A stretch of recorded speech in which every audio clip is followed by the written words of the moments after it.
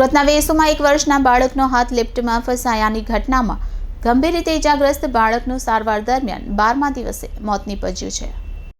સુરતના વેસુમાં લિફ્ટમાં હાથ કપાઈ ગયેલા બાળકનું મોત નીપજ્યું છે। 1 વર્ષીય બાળક પ્રિન્સનો હાથ લિફ્ટની મોટરમાં આવી ગયો હતો।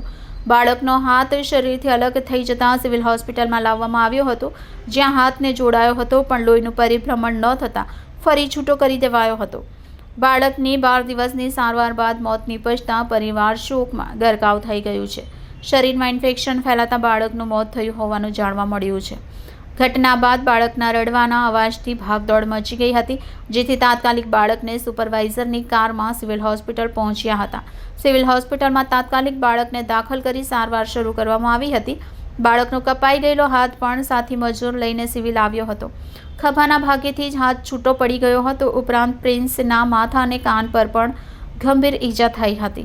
બાળકના હાથ જોડાયા બાદ તેનું લોહીનું સર્ક્યુલેશન ચાલુ નહીં રહેવાના કારણે હાથ ફરી છૂટો કરવાની ફરજ પડી હતી।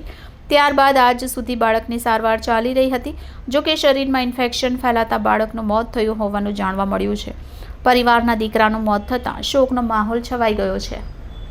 रहने का वो कैपिटल गिरी कब घटना बनी थी? 9 तारीख। 9 तारीख। हाँ कितने बजे? आपको कब पता चला? नहीं, मेरे को 12 साढ़े 12 बजे पता चला। क्या बेटा है? नहीं, हाँ लड़का है, आपके बेटे का नाम क्या है? प्रिंस कुमार, उसकी उम्र कितने साल? 1 साल 1 महीने। यहाँ हॉस्पिटल कब आए? सिविल में हम लोग को से कम 12:30 बजे के आसपास में पहुंचे। कितने बजे?